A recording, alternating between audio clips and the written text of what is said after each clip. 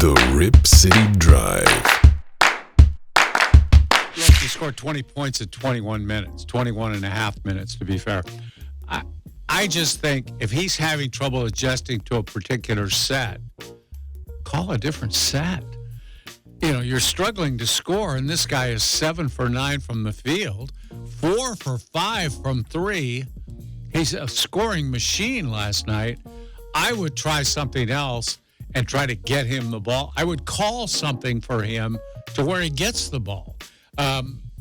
That's my first inclination. Second is, if you got to take him out, make it quick, and get him back in there, and then run the same thing and see if he makes that adjustment.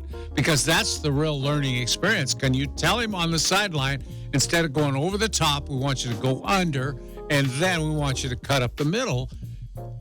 Tell him that, and then send him back out there, see if he makes that adjustment. If he doesn't, then, okay, now we have a problem because he doesn't learn quickly.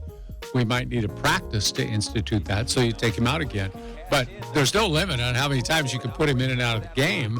I just think when you say ahead of time, like has been said by the Blazers, we know he's 19 years old. We know he didn't play college basketball. He's going to make mistakes. We're going to let him learn from those. We're going to stick with him. We're not going to get down on him if he makes mistakes. I think you find a way to stay with him in those situations to give him a chance to have more development and maybe even have a bigger impact on the game. I love the way he was playing last night. And I think he has a chance to be not just a good player, but a great player. But you want to give him every single opportunity to be a great player. Maybe he hits a big shot down the stretch, or maybe he misses a big shot down the stretch. Either way, that's a learning experience for him. Well, we did get him back in the game. He played 11 minutes in the first half, 10 in the second. He got the first 6 minutes of the fourth quarter, hit a big three to even up the game there to begin the fourth. Right. Did not play in the last 6 minutes of the game. No. So this goes back to that balance that you and I have talked about where Chauncey's going to play him and they're going to continue to commit to develop him. But at the same time, he's stuck in that challenging spot where you want to develop, but he's also trying to win games. And they're right there at the top of the Western Conference contending right now. So that's probably, my guess, the struggle that Billups is having. It's like, okay, do I stick with him now to continue the development, or do I go with the guy in this situation that I think gives me a better chance to win the game? Yeah, and I'll be the first to say that's a tough call. That's a really tough call.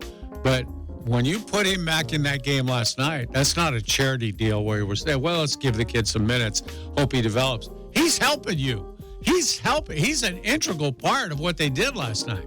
I mean, that's 2 games in a row where he's really kept them in the game in the first half.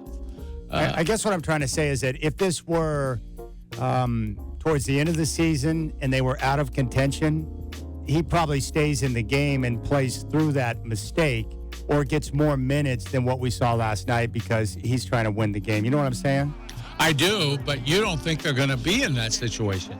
They might be in this situation all season long where they need to win every game. Yeah. In spite of that, he's got to play, not just to develop him. He's got to play because he helps you win. I agree.